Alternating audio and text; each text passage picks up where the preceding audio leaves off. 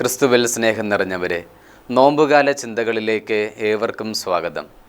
മത്തായിയുടെ സുവിശേഷം 18-ാം അധ്യായത്തിലെ നിർദ്ദയനായ സേവകൻ്റെ ഉപമ, എന്നോട് തെറ്റ് ചെയ്യുന്ന എൻ്റെ സഹോദരനോട് എത്ര പ്രാവശ്യം ഞാൻ ക്ഷമിക്കണം, 7 പ്രാവശ്യമോ എന്ന പത്രോസിൻ്റെ ചോദ്യത്തിന് മറുപടിയായി യേശു പറഞ്ഞ ഉപമയാണ്. 7 എന്നല്ല 770 പ്രാവശ്യം എന്ന് യേശു ഉത്തരം നൽകിയ ശേഷം ഈ ഉപമ അവരോട് പറഞ്ഞു. ഒരു സേവകൻ 10,000 താലന്താണ് യജമാനനോട് കടപ്പെട്ടിരുന്നത്. 10,000 താലന്ത് യേശുവിൻ്റെ കാലത്തെ ഒരു സാധാരണക്കാരൻ സമ്പാദിക്കണമെങ്കിൽ 2,50,000 വർഷം ജോലി ചെയ്യണമായിരുന്നു. അതായത് ഈ സേവകന് ഒരിക്കലും കൊടുത്തു തീർക്കാൻ സാധിക്കാത്ത ഒരു തുകയാണ് 10,000 താലന്ത്. ഇത്ര ഭീമമായ തുകയായിരുന്നിട്ട് പോലും ഒരിക്കലും തിരിച്ചടയ്ക്കാൻ സാധിക്കാത്ത ഈ തുക മുഴുവൻ യജമാനൻ കരുണ തോന്നി അവന് ഇളവ് ചെയ്തു കൊടുത്തു.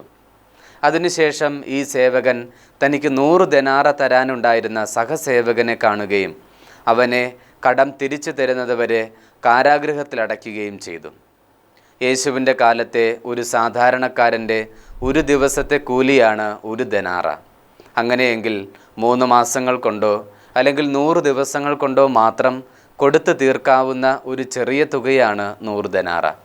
എന്നിട്ടും ഈ ചെറിയ തുകയെ പ്രതി 10,000 താലന്ത് ഇളവ് ചെയ്യപ്പെട്ട സേവകൻ സഹസേവകനെ ക്രൂരമായി കാരാഗൃഹത്തിലടയ്ക്കുന്നു.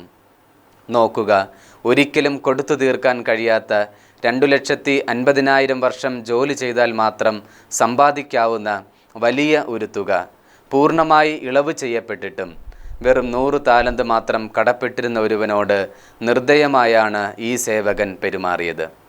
പ്രിയപ്പെട്ടവരെ, ഈ ഉപമ പഠിപ്പിക്കുന്നത് ക്ഷമയുടെ പാഠം തന്നെയാണ്. മറ്റുള്ളവരോട് ക്ഷമിക്കാൻ ഇപ്പോൾ നമുക്കൊരു കാരണമുണ്ട്. നമ്മുടേത് എത്ര വലിയ പാപമായിരുന്നാലും, അത് എണ്ണത്തിലോ തീവ്രതയിലോ എത്ര വലുതായിരുന്നാലും ദൈവം നമ്മോട് അവയെല്ലാം പൂർണ്ണമായി ക്ഷമിക്കുന്നുണ്ട്. നമുക്കൊരിക്കലും നമ്മുടെ പാപങ്ങൾക്ക് പരിഹാരം ചെയ്യാൻ സ്വയം സാധിക്കുകയില്ല. സ്വന്തമായി പാപങ്ങൾക്ക് പരിഹാരം ചെയ്യാൻ കഴിഞ്ഞിരുന്നുവെങ്കിൽ ദൈവം മനുഷ്യനായി അവതരിച്ച് നമുക്ക് വേണ്ടി പരിഹാരം ചെയ്യേണ്ടി വരുമായിരുന്നില്ലല്ലോ. സങ്കീർത്തനത്തിൽ നാം വായിക്കുന്നത് പോലെ നമ്മുടെ ജീവൻ്റെ വിലയ്ക്ക് പകരമായി നമുക്കൊന്നും നൽകാൻ കഴിയുകയില്ല. അതുകൊണ്ടാണ് ദൈവം നമുക്ക് വേണ്ടി തൻ്റെ ജീവൻ സമർപ്പിച്ചത്. നമുക്കൊരിക്കലും കൊടുത്തു തീർക്കാനാവാത്ത പാപത്തിൻ്റെ കണക്കുകൾ അവിടെ എഴുതിത്തള്ളുമ്പോൾ നമ്മുടെ സഹോദരങ്ങൾ നമ്മോട് ചെയ്യുന്ന തെറ്റുകൾ നാം ക്ഷമിക്കാൻ കടപ്പെട്ടവരല്ലേ? പ്രിയപ്പെട്ടവരെ, നാം ദൈവത്താൽ ആദ്യം ക്ഷമിക്കപ്പെട്ടു എന്ന് നമുക്ക് തിരിച്ചറിയാം. ഒരിക്കലും കൊടുത്തു തീർക്കാനാവാത്ത പാപത്തിൻ്റെ കണക്കുകൾ അവിടുന്ന് നിരുപാധികം പൂർണ്ണമായും എഴുതിത്തള്ളുന്നുണ്ട്.